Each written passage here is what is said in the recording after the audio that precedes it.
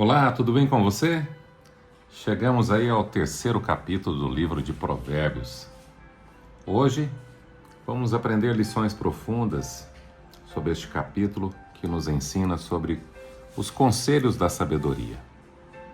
O versículo 1 começa assim: Meu filho, não se esqueça da minha lei, mas guarde no coração os meus mandamentos, pois eles prolongarão a sua vida por muitos anos e darão a você prosperidade e paz. Aqui Deus está dizendo: filho, guarda o que eu te ensinei dentro de você e não na estante. Princípios espirituais, valores, não são lembretes motivacionais, mas eles são mapas, são como um guia para a nossa vida. Esquecer o que Deus diz te coloca em caminhos que Ele nunca planejou. Por isso, relembre o que Deus já mostrou nas fases difíceis da sua vida. Ele está dizendo: não se esqueça da minha lei, mas guarde no coração. Davi escreveu assim: guardei as tuas palavras no meu coração, para não pecar contra ti. Eles prolongarão a sua vida por muitos anos e darão a você prosperidade e paz. Não trate conselhos como coisa do momento. A paz que você quer sentir vem de obedecer e não de se emocionar. Então eles darão a você prosperidade e paz. O versículo 3 diz que o amor e a fidelidade jamais o abandonem. Prendam-os ao redor do seu pescoço, escreva-os na tábua do seu coração. Então você terá o favor de Deus e dos homens e boa reputação. Aqui, a bondade e a fidelidade deve ser desenvolvida como estilo de vida. Não adianta ser gentil um dia e grosso no outro. Deus quer consistência. Deus quer que a gente jamais abandone a fidelidade e o amor. Mas prenda-os ao redor do pescoço. Isso quer dizer que a bondade é mais forte quando é hábito e não quando é impulso. Fidelidade é ser a mesma pessoa quando ninguém está vendo. Isso também é o resultado do temor do Senhor. Então você terá favor de Deus e dos homens e boa reputação. Seja confiável com seus amigos, nas conversas, nos relacionamentos. Evite a fofoca, evite aquilo que desfaz e que mancha o seu nome e o nome dos outros. Fale menos e cumpra mais. Gente firme atrai oportunidades reais e não oportunidades falsas. É isso que Deus está dizendo. Você terá o favor de Deus e dos homens e uma boa reputação. Vamos ver mais para frente que o bom nome vale muito mais do que as riquezas. Aqui no versículo 5 diz: confie no Senhor de todo o seu coração e não se apoie em seu próprio entendimento. Reconheça-o o Senhor em todos os seus caminhos e Ele endireitará as suas veredas. Primeiro, devemos confiar no Senhor de todo o nosso coração. E segundo, não nos apoiar em nosso próprio entendimento. Confiar de verdade e parar de controlar tudo. O ser humano deseja controlar todas as coisas, quer controlar tudo, a natureza humana.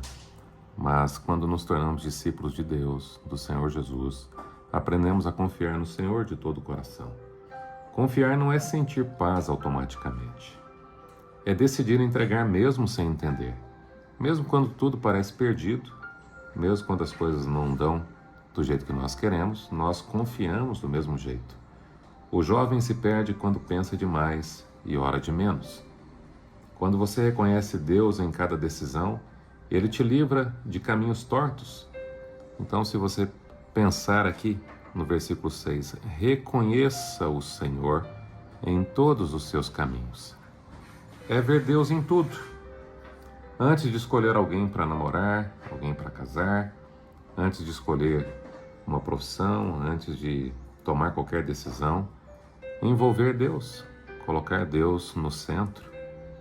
Antes de decidir sobre um curso, antes de reagir impulsivamente, antes de tomar qualquer decisão precipitada, a rota da sua vida começa a se ajeitar quando você para de dirigir com os olhos fechados e passa a viver com os olhos da fé, confiando no Senhor de todo o seu coração. Não seja sábio aos seus próprios olhos. Tema o Senhor e evite o mal. Que coisa mais linda. É muito fácil ser sábio aos seus próprios olhos. Nós vamos ver provérbios aqui que vão repetir esse mesmo tema, o 19, verso 20. Nós vamos ver o 16, versículo 2, que vai dizer que aos seus próprios olhos todo homem é justo. Mas aqui a lição se amplia. A cura vem quando nós nos tornamos humildes. A pior armadilha da juventude, para o ser humano, para um homem, para uma mulher, é achar que sabe tudo. Esse aqui é o verso que nos ensina que o sabe tudo não tem lugar no coração de um cristão, de um servo de Deus, porque antes a gente deve aprender a aceitar feedbacks de pessoas justas, sem se justificar, a perguntar mais do que responder, e perguntar muitas vezes o que Deus quer me mostrar nisso. Fugir de ambientes que alimentam o orgulho, e isso nos ajuda a crescer, a nos tornar pessoas mais sábias e pessoas mais maduras. Quem se acha sábio despreza os conselhos, e quem despreza conselhos repete o sofrimento. A humildade não te humilha, ela te protege. Isso dará a você saúde ao corpo e vigor aos ossos. A sabedoria nos traz muitas recompensas, especialmente em nossa própria vida física, mental e espiritual. Verso 9 e 10 vai dizer: honre o Senhor com todos os seus recursos e com os primeiros frutos de todas as suas plantações, e os seus celeiros ficarão plenamente cheios e os seus barris transbordarão de vinho. Honrar não é sobre valor, é sobre prosperidade. Aqui nós reconhecemos que Deus é dono de tudo, 100%. Tudo pertence a Deus. Mas Ele nos pede 10%. O dízimo de tudo aquilo que nós recebemos. Tudo pertence a Ele, mas Ele nos dá o privilégio de administrar 90% daquilo que Ele nos dá, daquilo que pertence a Ele. E Ele diz: provai-me nisso, se eu não vos encherei os celeiros, e eles ficarão plenamente cheios. Que coisa linda é saber que quando nós honramos a Deus com o nosso dinheiro, com os nossos talentos, com os nossos dons, também com o nosso templo, o nosso corpo, as nossas escolhas, elas passam a ser escolhas pautadas pela verdade, pautadas pelos princípios da palavra de Deus. Não faça de Deus o último assunto depois de tudo, mas ponha Ele em primeiro lugar. Prioridade espiritual traz organização emocional e financeira. Davi escreveu: fui moço e agora sou velho, mas nunca vi um justo a mendigar o pão. Por isso, meu filho, não despreze a disciplina do Senhor, nem se magoe com a sua repreensão. Hoje, cada vez que passa, vivemos numa geração que não aceita a repreensão, que não aceita a disciplina, mas aqui o segredo para o caminho, para um coração sábio, é não desprezar a disciplina e nem se magoar com a repreensão, pois o Senhor disciplina a quem Ele ama. Ele é um pai de verdade. E um pai de verdade não vê o seu filho indo para o abismo e fica calado. Ele o repreende, ele o disciplina, ele o guia, ele o conduz, assim como o pai faz o filho de quem deseja o bem. Deus disciplina porque te considera filho, filha, não inimigo. A correção dói? Dói, mas te salva de dores maiores. Quem rejeita a disciplina cresce torto, mas quando nós ouvimos a disciplina, quando nós recebemos de coração a repreensão, nós nos tornamos pessoas melhores. Quando algo não dá certo, pergunte: o que precisa ajustar, Senhor? Pare de fugir daquilo que Deus está tentando mudar em você, meu amigo. Aceite a correção como quem aceita um remédio amargo, mas é necessário. Como é feliz o homem que acha a sabedoria e o homem que obtém o entendimento? Pois a sabedoria é mais proveitosa que a prata e rende mais do que o ouro. A sabedoria é mais proveitosa do que o dinheiro, do que prata e ouro. É mais preciosa que rubis, ela é mais preciosa. Nada do que você possa desejar se compara a ela. Na mão direita, a sabedoria garante a você vida longa e na mão esquerda, riquezas e honra. Os caminhos da sabedoria são caminhos agradáveis e todas as suas veredas são paz. A sabedoria é a árvore que dá vida a quem abraça. Quem a ela se apega será abençoado. Será abençoado. Aqui a sabedoria te gera paz, gera maturidade, gera direção. Ela te livra de crises que nem o dinheiro pode resolver. Gente sábia vive bem, ama melhor, trabalha melhor, escolhe melhor, tem melhores companhias. Consequentemente, maiores alegrias. Busque sabedoria espiritual antes de buscar status. Leia provérbios, um por dia. Ouça conselhos, observe pessoas maduras. Crescer por dentro é o maior investimento que você pode fazer na sua vida, porque quem a ela se apega será abençoado. E bênção no mais real sentido da palavra, é a presença de Deus. É a presença de Deus. Com Deus na sua vida, tudo será melhor. Você se sente mais forte. A sabedoria te dá aquilo que ela tem. Por sua sabedoria, o Senhor lançou os alicerces da terra, e por seu entendimento fixou no lugar os céus. Por seu conhecimento, as fontes profundas se rompem e as nuvens gotejam o orvalho. Meu filho, guarde a sensatez. Guarde a sensatez e o equilíbrio. Nunca os perca de vista. Trarão vida a você e serão um enfeite para o seu pescoço. Sensatez e equilíbrio. Tudo que nós precisamos. Se você reconhece isso, digita aí no comentário. Senhor, me faça uma pessoa sensata, me dê mais equilíbrio. Nunca perca de vista essas duas coisas. Trarão vida a você. Quando nós olhamos as experiências da vida, o bom senso te protege por dentro. A pessoa que vive com prudência dorme tranquila, não fica com medo de ser exposta, nem presa a segredos pesados. O bom senso é proteção emocional, é tudo que nós precisamos hoje. Trarão vida a você, serão como enfeite para o seu pescoço. Então você seguirá o seu caminho em segurança e não tropeçará.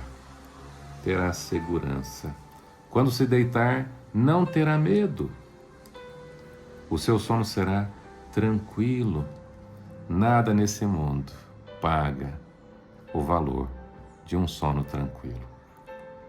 Dormir em paz. Repetir todas as noites o Salmo 4, que diz: em paz me deito e logo pego no sono, pois só o Senhor me faz repousar tranquilo. A pessoa que vive com prudência dorme tranquila, não fica com medo de ser exposta nem presa a segredos do passado. Então, querido, lembre-se que Deus livra. Olha lá. Não terá medo da calamidade repentina, nem da ruína que atinge os ímpios, pois o Senhor será a sua segurança. O Senhor será a sua segurança e o impedirá de cair em armadilha. Isso é ser abençoado. Ter a presença de Deus na vida, ter a proteção divina. O mundo assusta, sim, mas Deus te mantém firme. Quem anda com Deus não vive em pânico. Deus vira segurança emocional, espiritual, material, até os nossos relacionamentos. Quando o medo bater, declare: Deus está comigo. Lembre-se de Isaías: não temas porque eu sou contigo. Não deixe a ansiedade decidir por você. Lembre-se que Deus guarda até quando você não percebe. E aqui, quando for possível, Quanto for possível, não deixe de fazer o bem a quem dele precisa. Não diga ao seu próximo: volte amanhã e eu darei algo a você, se você pode ajudar hoje.